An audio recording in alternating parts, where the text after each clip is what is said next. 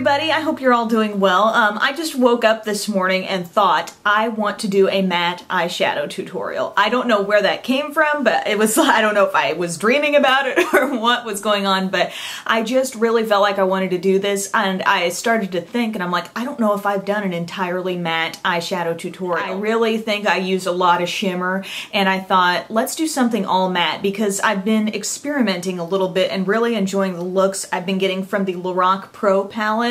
I had to do it. I had to get this because it is really kind of like a, here's what the palette looks like first off. Got a big mirror there, but I mean, it's like half and half matte and shimmer. I know LORAC has great quality eyeshadows. I've gotten different kits from them in the past, and I've liked them a lot. And so I thought, I want to do a look just using these matte colors just to show what a flawless look matte eyeshadows can give you. One thing about these shadows, just texture-wise, I feel like there is a lot of fallout. So get in the habit of dipping it in and tapping it off. The old dip and tap, you know what I'm saying. On the other hand, they're very pigmented and very blendable. And if you do tap them off, I don't seem to have any issues with fallout like under the eye area. I thought, you know, a nice deep dark eye look for fall, or I mean, this could even translate to Halloween. If you've got, you know, some kind of look where you need that nice dramatic eye and you've got some basic shades kind of like these, even if you don't have this palette, you can see kind of how I used them. So I hope you like the look. I'm going to start by taking the primer that comes with this kit. It's a small size of the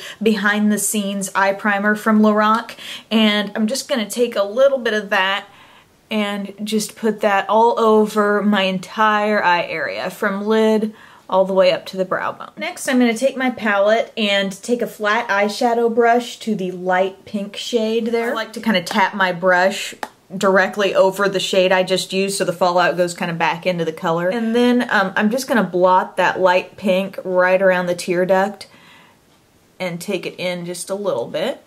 Then I'm going to the shade called Mauve, same brush. I'm just going to pat that on the rest of my lid.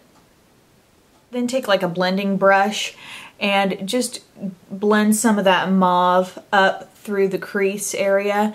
I feel like with matte shadows, while these are pretty easy to blend anyway, just in general, I feel like layering the shadows really helps you kind of get a good blend. So we'll be going over that a little bit, but it gives us kind of a nice base. Next, I'm using my Performance Collection shader brush. You can use whatever kind of brush you want really, but I just like a smaller size for this step. I'm going to the black, the matte black color here. I'm just going to begin blotting that right here on the outer corner. This look is kind of all about the outer corner, really. And then I'm pulling it up to the crease just a little. Now that you got that nice and deep right there in the outer corner, I'm taking a liner brush, an angled liner brush, to that black shade once again. This right here on the lower lash line. And take it about 3/4 of the way in.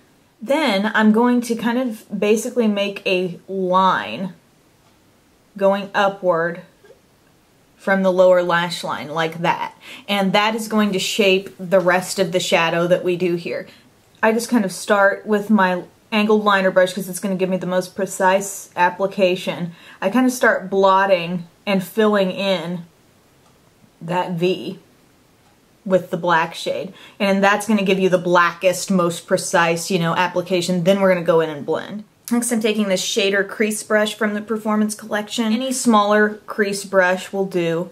And then we're really just going off the end of that liner and starting to bring the black in just a little bit. See how nice and deep and dark we're getting it right at the corner? Anytime you put your brush first on your eye, the first place your brush hits is where the most product goes. We want the most product getting on the outermost part, and then anything as it blends inward about halfway is just going to be, you know, extra. Now I'm going to work with a couple of lighter shades that are going to totally complete the look. First off, a smudger brush, and this shade called Sable, which is not the darkest brown, but kind of a medium brown color. A little bit of the Sable, and just blend that under the inner part here of your eye. Just a little less intense than the black, but it's still gonna be, it's still an intense eye look. Who am I trying to kid? Then I'm taking Sable again, this time with a fluffier crease brush, and we're gonna use this to go kind of the inner part of our crease here,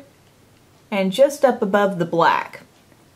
So see how this is giving us kind of a flawless looking sort of blend here. These shades layer very nicely for being matte colors. You would think, okay, what can you do? But you can really layer them and blend with them and create, you know, some looks that you wouldn't expect. Clean off the brush a little bit, and then we're going to go to mauve. Again, we used mauve a little bit to start. Now we're going back to it. This makes the matte selection in this palette, in my opinion. I mean, it's just, you need to have that warmish kind of pinky color here. And I'm going to go yet again up above that brown, and it's just a beautiful layered type of effect here.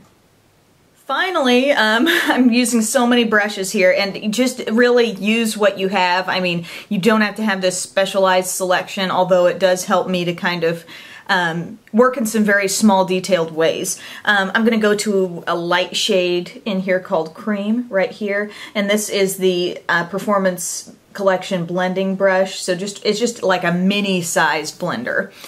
And for that, I'm taking that lightest shade so we can have a nice, still sort of a highlight under the brow where things are getting kind of close there. So there's just going to be a little bit of light now. I'm going to take some, even pop it on the inner corner if you feel like things are getting a little deep and dark there. And another trick to kind of finish our edge here, you can take that blender with the cream and just, it's practically like that little area now is getting outlined. It's getting framed from here, and now from here.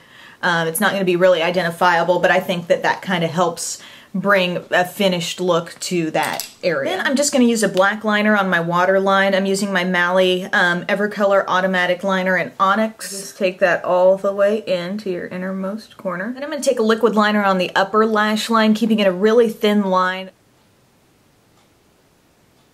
See how you can't even hardly tell, like, okay, where's that liner going? It's just really going right in with that black. Next, I'm going to curl my lashes, apply some mascara to the upper and lower lashes, and I'll join you with the finished look. Well, that wraps it up, guys. No shimmers in this look, just the matte from the LORAC Pro palette. I can do a review on this if you want, but in a nutshell, for now, I really like the palette, and I think there are some gorgeous shimmery colors here. You probably know I would like that coppery color there, the deep plum, stuff like that, but the matte is actually more fun than you would think. So I enjoyed this look. As for the rest of my face, I used this blush from NYX in Pinched. I feel like I use this a lot in tutorials, but kind of a golden peach there. I did kind of a neutral lip. It's not Erase Your Lips Nude because I don't think that that's always the most flattering way to go, but I used my Milani lipstick in Nude Cream. As you can see, it's neutral without being, like I said, light nude. Then I took it up a notch with some NYX gloss in Beige Pearl,